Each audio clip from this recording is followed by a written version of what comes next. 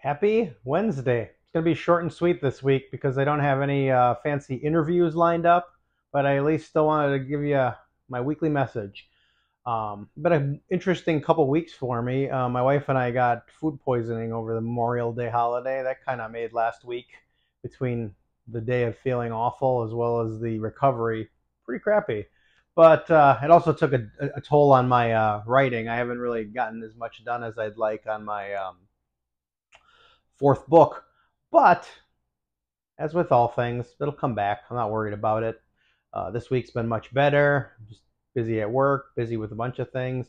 I just recorded for the third time an episode of the Children of Copernicus podcast with its author, Elizabeth Bush. And in fact, that's also the shirt I'm wearing right now. If you see, this is some merchandise from Children of Copernicus. It's one of my favorite things that I'm reading right now.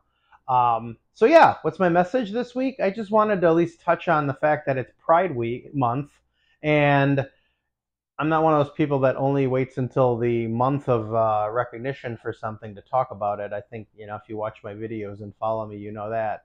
But I did want to, in this case, retell a story on kind of what pride and just acceptance mean, and how that's kind of worked its way into my books. Now, hardly a spoiler at this point to say that Lorelei Ogden, the main character of my books, is a lesbian.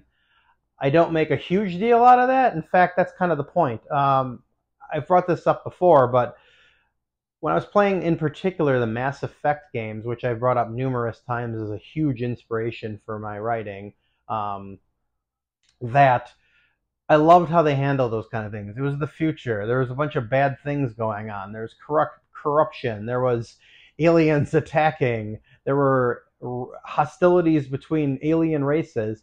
But the way they treat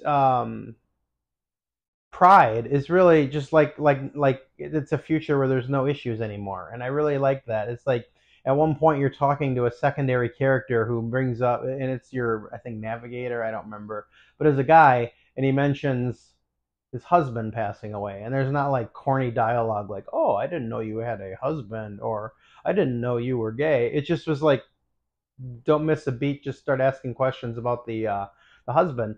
And that's kind of how they approached everything like that, and I just really admired that. And that's kind of the approach that I took with my futuristic setting. It's dystopian. There's lots of bad things going on. There's corporations run amok. There's governments run amok.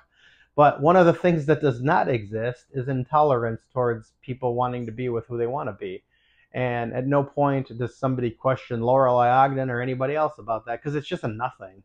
And that's, I just think that's awesome. And that's kind of why I approach my books the way I do. I'm not sitting there trying to go on some huge crusade or kind of get in your face about things. I'm just painting a world where that's a non-issue and people just love who they want. And I think that's as good of a message, I think, as I can deliver on Pride Month and the other 11 months of the year. So thanks for watching this, and I hope you're doing well. And as always, I appreciate your support, whether it's following me on social media, it's watching these videos, it's reading my books, whatever. And you have a good one, and I'll see you next week.